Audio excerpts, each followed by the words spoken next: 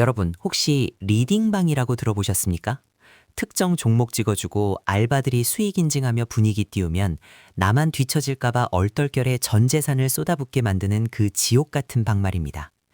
그런데 만약 대한민국 정부가 5천만 국민 전체를 상대로 정확히 똑같은 짓을 하고 있다면 믿으시겠습니까?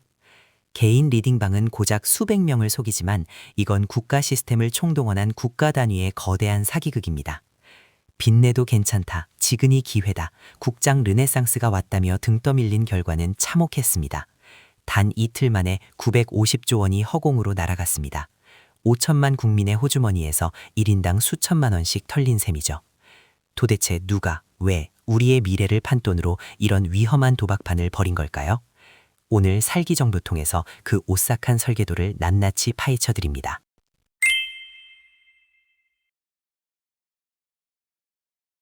장 국가 리딩방의 탄생. 적정가 4천의 주식을 6,300에 팔아라. 모든 사기극은 절반의 진실에서 시작됩니다. 코스피가 6천을 넘보고 6,300이라는 기형적인 숫자까지 도달했던 그 시작점에는 분명한 실체가 있었습니다. 바로 HBM 메모리 시장을 독점한 SK하이닉스와 삼성전자의 반도체 호황, 그리고 전 세계를 강타한 AI 혁명이었죠.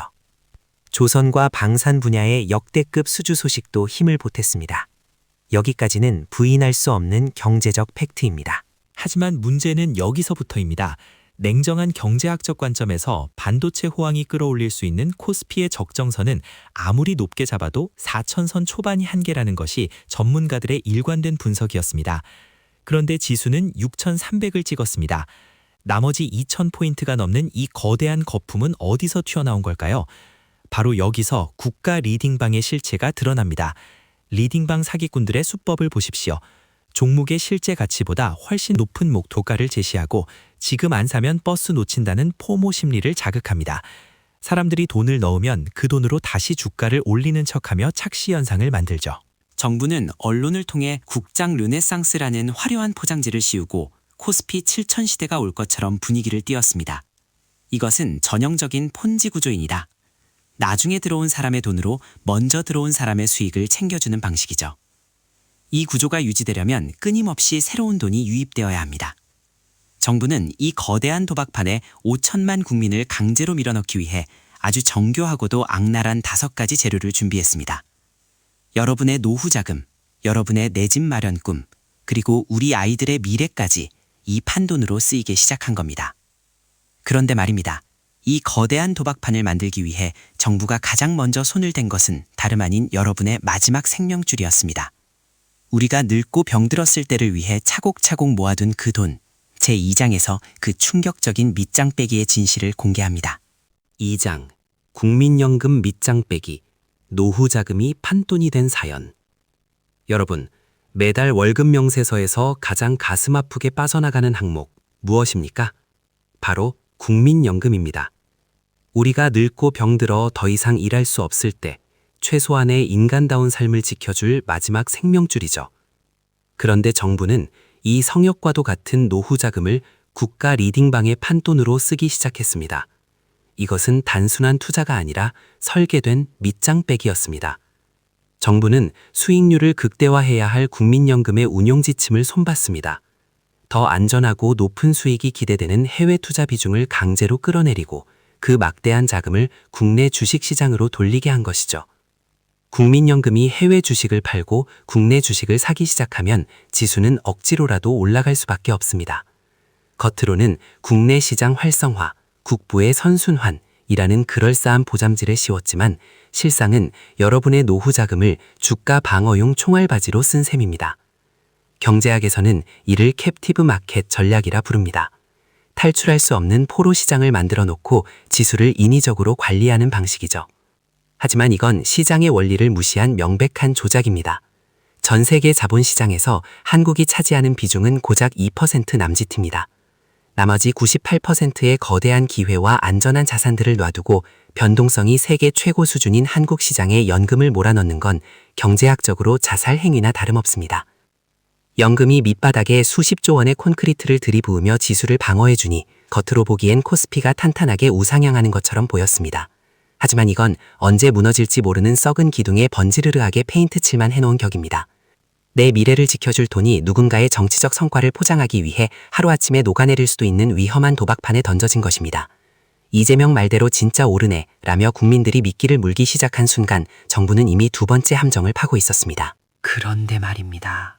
국민연금이라는 미천만으로는 이 거대한 거품을 유지하기에 역부족이었습니다. 더 많은 돈, 더 큰 유동성이 필요했죠. 그래서 정부는 여러분의 또 다른 꿈, 내 집 마련의 문을 아예 용접해버리는 결단을 내립니다. 제3장 부동산이라는 사다리를 걷어차고 사람들을 주식시장으로 몰아넣은 가두리 양식장의 실체를 공개합니다. 제3장 부동산 사다리 걷어차기, 내 집 마련의 꿈을 인질로 삼다. 여러분, 슈퍼마켓 문을 정부가 강제로 폐쇄하면 동네 사람들은 어디로 갈까요? 비싸고 위험하더라도 불이 켜져 있는 옆집 편의점으로 몰려갈 수밖에 없습니다. 경제학적으로 시중에 풀린 막대한 유동성, 즉 돈은 물과 같아서 반드시 어딘가로 흘러가야 합니다. 정부는 이 원리를 이용해 아주 영리하고도 잔인한 가두리 양식장을 설계했습니다. 먼저 특정 세력을 악마화하는 전술부터 시작했습니다. 다주택자들을 사회의 악, 투기꾼으로 몰아세우며 서민들의 분노를 유도했죠. 집값을 잡겠다는 달콤한 명분을 내세워 취득세, 양도세, 종합부동산세라는 세금 폭탄을 투하했습니다. 결정타는 대출 창구를 완전히 용접하되 틀어막아버린 것이었습니다. 부동산이라는 거대하고 안전한 댐을 국가가 강제로 허물어버리자 갈 곳을 잃고 숨을 헐떡이는 수백조 원의 돈이 쏟아져 나오기 시작했습니다. 이때 국가 리딩방의 도목이 나타나 유일한 비상구인 주식시장을 안내합니다. 사람들은 정부가 부자들을 벌주고 있다고 착각했지만 진실은 여러분의 안전자산을 강제로 위험자산으로 이동시키는 거대한 설계였습니다. 평범한 30대 직장인 김대리의 상황을 보십시오. 아껴 모은 1억 원과 전세 보증금을 합쳐 외곽의 낡은 아파트라도 사려 했지만 대출이 막혀 꿈이 사라졌습니다. 그런데 뉴스에서는 연일 코스피 7천 시대를 외치며 축포를 터뜨립니다. 극도의 불안감, 즉 포모에 휩싸인 김대리는 결국 가족의 미래가 담긴 전 재산을 주식에 집어넣게 됩니다. 이것을 경제학에서는 코너 솔루션이라 부릅니다. 모든 정상적인 통로가 막혔을 때 발생하는 가장 비극적이고 극단적인 선택이죠. 국가가 강제로 자산시장의 문을 걸어 잠그고 사람들을 도박장으로 밀어넣은 것입니다. 민생을 책임져야 할 정부가 폰지 사기의 맨 앞줄에서 바람잡이 역할을 했다는 것, 이것이 이 사태의 진짜 오싹한 본질입니다. 그런데 말입니다. 부동산 자금을 몰아넣는 것만으로는 부족했습니다. 폰지 구조가 유지되려면 더 자극적인 독약이 필요했죠. 정부는 이제 한술 더 떠서 국민들에게 빚내서 투자하라는 위험한 신호를 보내기 시작합니다. 제4장, 대한민국 역사상 전무후무한 30조 원의 비투 폭탄이 어떻게 조립되었는지 그 내막을 공개합니다.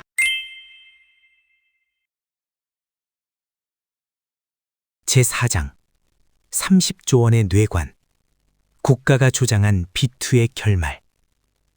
여러분, 빚내서 주식하지 마라. 이건 초등학생도 아는 경제의 기본 중의 기본입니다. 그런데 대한민국 정부는 이 상식을 정면으로 뒤집었습니다. 국가가 나서서 주식 양도세 혜택을 뿌리고 개인 투자자들을 위한다며 온갖 지원책을 쏟아냈죠. 마치 부동산은 불법이고 주식만이 애국이자 합법인 것처럼 프레임을 짰습니다. 언론은 연일 국장 르네상스가 왔다며 축포를 터뜨렸습니다. 지금 빚내서라도 타지 않으면 평생 후회한다는 포모 증후군을 국가가 직접 가스라이팅한 겁니다. 이건 카지노 문턱을 낮추는 것도 모자라 누구나 돈을 딸 수 있다고 속여 도박 자금을 사채로 끌어쓰게 만드는 악질적인 수법과 다를 바 없습니다. 실제로 코스피가 4천에서 5천으로 오를 때 사람들은 이성을 잃기 시작했습니다. 내가 그때 5천만 원만 더 대출받아서 넣었더라면. 이후에는 결국 마이너스 통장까지 뚫어 6,300 고점에서 더 크게 베팅하는 비극으로 이어졌습니다. 그 결과 폭락 직전 주식시장에 쌓인 개인들의 신용융자 잔고, 즉 빚내서 투자한 돈이 무려 30조 원을 넘어섰습니다. 대한민국 역사상 유례없는 수치입니다. 단 이틀 만에 코스피가 20% 주저앉을 때 그 공포의 무게는 단순히 원금을 잃은 사람과는 차원이 달랐습니다. 여윳돈을 날리는 건 피눈물로 끝나겠지만 빚이 남는다는 건 우리 가족이 길거리에 나앉아야 하는 생존의 문제이기 때문입니다. 국가라는 거대한 시스템이 금리를 통제하고 대출의 물기를 조작하며 국민을 이 극단적인 도박장으로 내몰았습니다. 민생을 책임져야 할 사람이 톤지 사기의 바람잡이 역할을 했다는 것. 이것이 우리가 마주한 오싹한 진실입니다. 그런데 말입니다. 개인들의 빚까지 긁어모았음에도 외국인들의 거대한 매물 폭탄을 버티기엔 역부족이었습니다. 그래서 정부는 대한민국 핵심 기업들의 미래 생존 자금까지 강제로 털어버리는 최악의 수를 둡니다. 제5장, 우리 아이들의 미래를 중국의 헐값으로 팔아넘긴 기업 R&D 실탄 탈취 사건의 전말을 공개합니다. 제5장, 기업의 실탄을 털어라. R&D 자금이 주가 펌핑용으로. 여러분, 내년 농사를 위해 남겨둔 씨감자를 오늘 배가 고프다고 전부 튀겨 먹어버리면 어떻게 될까요? 오늘 밤은 배가 부르겠지만 내년에는 온 가족이 굶어 죽어야 합니다. 지금 대한민국 정부가 우리 핵심 기업들에게 저지르고 있는 짓이 정확히 이와 같습니다. 기업이 돈을 벌어 창고에 쌓아두는 유보금은 재벌 총수들의 비자금이 아닙니다. 이건 다가올 글로벌 테크 전쟁에서 살아남기 위해 반드시 비축해두어야 하는 최후의 실탄입니다. 삼성전자와 SK하이닉스가 지금 HBM 반도체로 잘 나간다고 해서 5년 뒤에도 1등이라는 보장이 있을까요? 중국은 국가가 나서서 수백조 원을 쏟아부으며 우리 턱 밑까지 추격하고 있습니다. 그런데 정부는 기업들에게 그 피 같은 실탄을 당장 꺼내서 주주들에게 배당금으로 다 뿌리라고 엄청난 압박을 가했습니다. 상법을 뜯어고쳐 자사주 소각을 강제하고 배당을 적게 주는 기업에는 세금 폭탄을 때리겠다며 공포 분위기를 조성했죠. 경제학적으로 이건 기업의 자율 경영이 아니라 정부가 기업의 미래를 난도질하는 미친 짓입니다. 당장 기업이 곳간을 털어 배당을 늘리고 자사주를 태우면 주가는 일시적으로 오릅니다. 하지만 이건 기업의 기초 체력이 좋아진 게 아니라 주식 수만 줄여 한 주당 가치가 올라가 보이게 만드는 치명적인 착시일 뿐입니다. 개인 투자자들은 당장 내 계좌에 공돈이 고치는 것 같으니 환호했을지 모릅니다. 하지만 여러분, 이건 공짜 돈이 아닙니다. 중국 반도체의 추격과 피 터지는 전쟁을 치러야 할 천문학적인 연구개발비가 고작 주가 펌핑용으로 증발해버린 겁니다. 국가가 코스피 6300이라는 단기적인 정치쇼를 위해 대한민국의 100년 먹거리를 통째로 제물로 바친 셈이죠. 내 눈앞에 떨어진 몇 푼의 배당금에 눈이 멀어 우리 국가 경제의 심장박동기가 서서히 꺼져가는 걸 아무도 눈치채지 못하고 있었던 겁니다. 그런데 말입니다. 똑똑한 자금들은 이미 이 사기극의 냄새를 맡고 해외로 도망갈 준비를 하고 있었습니다. 정부는 이들을 막기 위해 마지막 자물쇠를 채웁니다. 제6장, 해외 주식이라는 탈출구를 봉쇄한 가두리 양식장 완성작전의 전말을 공개합니다.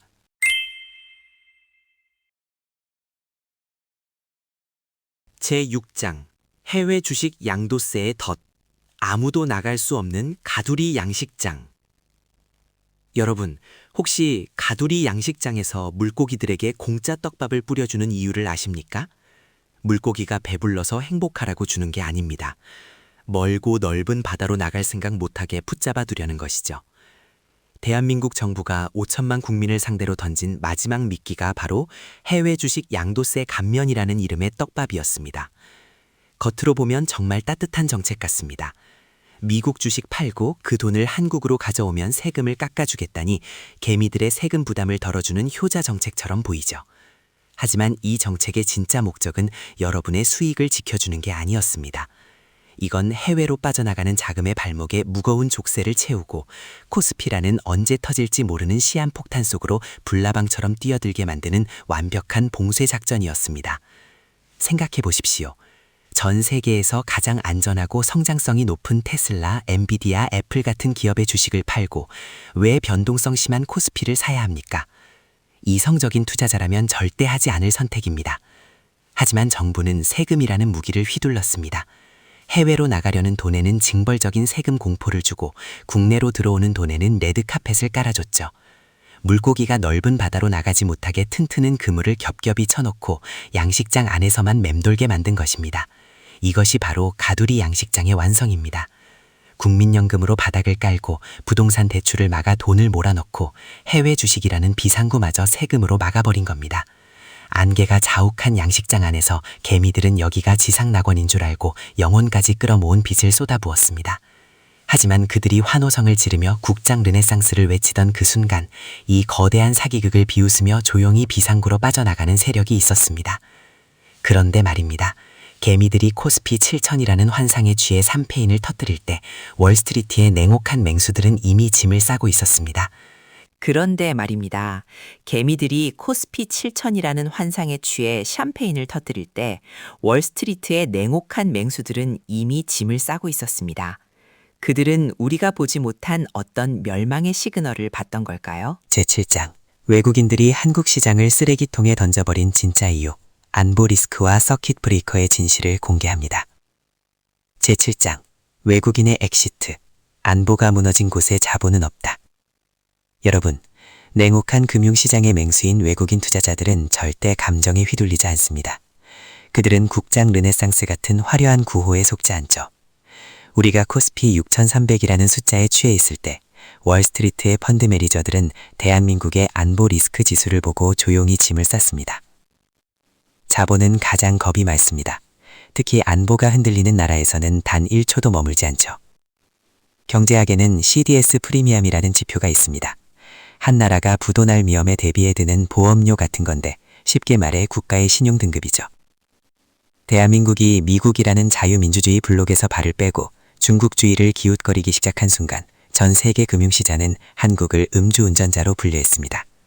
보험료인 CDS 프리미엄이 폭등했고 이건 외국인들에게 지금 당장 탈출하라는 가장 강력한 비상 사이렌이었습니다. 그 결과가 얼마나 처참했는지 보십시오. 지난 3월 이스라엘은 이란과 미사일을 주고받으며 실제 전쟁 중이었습니다. 그런데 놀랍게도 이스라엘 증시는 굳건히 버텼습니다. 왜일까요? 미국이 끝까지 지켜줄 것이 아는 신뢰가 있었기 때문입니다. 하지만 미사일 구경도 못해본 대한민국 코스피는 단 이틀 만에 20%가 폭락하며 950조 원이 증발했습니다. 안보라는 최후의 방어막이 종이장처럼 얇아진 상태에서 작은 돌멩이 하나의 모래성이 와르르 무너진 겁니다. 마침내 3월 4일 오전 11시 19분 대한민국 주식시장에 절망의 사이렌이 울렸습니다. 주가가 수직으로 처박히며 거래가 강제로 중단되는 서킷 브레이커가 발동된 겁니다. 내 전 재산이 분쇄기에 갈려 들어가고 있는데 전원 플러그조차 뽑을 수 없는 처절한 20분. 개미들이 피눈물을 흘리며 모니터만 바라보던 그 시각, 이 나라의 리더를 자처한 사람은 어디서 무엇을 하고 있었을까요? 시장을 안심시키기는커녕 해외 순방 중 SNS에 자신의 법적 리스크를 방어하는 글만 올리고 있었습니다. 리더십이 붕괴된 시장에 남은 건 오직 끝을 알 수 없는 지하층뿐이었습니다. 그런데 말입니다. 시장이 완전히 초토화된 다음 날 정부는 또 한 번 기상천외한 카드를 꺼내듭니다. 무려 100조 원의 혈세를 쏟아부어 주가를 방어하겠다는 선언이었죠. 제8장 이 100조 원이라는 마지막 마약이 어떻게 여러분의 장바구니 물가를 파괴하고 있는지, 그리고 이 사기극에서 살아남을 최후의 생존 전략을 공개합니다. 제8장 100조 원의 마약, 내 장바구니를 찢는 붉은색의 배신. 여러분, 지옥 같은 폭락장 뒤에 찾아온 9%의 반등과 100조 원 투입 선언, 이제 살았다고 안도하셨습니까? 천만의 말씀입니다. 이건 치료제가 아니라 고통만 잠시 잊게 만드는 치사량의 마약입니다. 100조 원이라는 그 어마어마한 판돈은 하늘에서 떨어진 공짜돈이 아닙니다. 우리 국민이 뼈 빠지게 일해서 낸 세금이고 우리 아이들이 평생 허리가 휘도록 갚아야 할 국가의 빚더미입니다. 경제학적으로 100조 원의 자금이 시장에 풀리는 순간 원화 가치는 쓰레기가 됩니다. 안 그래도 환율 1,500원이 무너질 위기인데 돈을 미친 듯이 찍어내면 달러 대비 원화 가치는 나락으로 떨어지겠죠. 환율이 1,700원, 2,000원을 향해 고속도로를 타게 되면 어떤 일이 벌어질까요? 에너지와 원자재를 100% 수입하는 대한민국에서 기름값과 밀가루값은 천정부지로 솟구칩니다.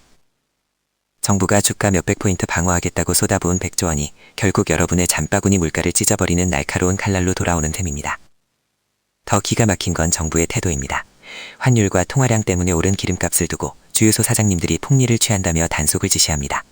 부동산 폭등 때 다주택자를 악마로 만들었듯 이제는 힘없는 자영업자들을 희생양으로 삼아 국민의 분노를 돌리고 있습니다. 이것이 바로 좌파 포퓰리즘의 메비우스의 띠입니다. 자기들이 경제를 망치고 문제를 덮으려 세금을 뿌리고 그 부작용으로 물가가 터지면 특정 집단을 마녀 사냥하는 끔찍한 악순환이죠. 현재 대한민국은 진퇴양난의 늪에 빠졌습니다. 물가를 잡으려면 금리를 올려야 하지만 이재명이 부추겨 만들어 놓은 30조 원의 빚투와 가계부채 폭탄 때문에 금리를 올리는 순간 국가 전체가 연쇄 핵폭발을 일으킵니다. 이제 주가가 올랐다는 그 붉은색 숫자에 절대 속지 마십시오. 지금의 반등은 축제가 아니라 마지막 탈출 기회를 주는 설거지 구간일 수 있습니다. 외교 리스크, 안보 불안, 기업 환경의 불확실성이라는 암세포는 하나도 치료되지 않았습니다. 오직 차가운 팩트로 무장한 사람만이 이 국가 단위 리딩방에서 살아남을 수 있습니다. 국가는 여러분의 재산을 지켜주지 않습니다. 오히려 여러분의 노후를 판돈으로 위험한 도박을 즐기고 있을 뿐입니다. 살기정보통은 앞으로도 그들이 숨기고 싶어하는 진실을 가장 날카롭게 파헤치겠습니다. 흔들리는 대한민국 경제에서 여러분의 자산을 지키는 유일한 방법은 깨어있는 눈입니다. 구독과 좋아요로 이 거대한 사기극에 함께 맞서주십시오. 끝까지 시청해주셔서 감사합니다.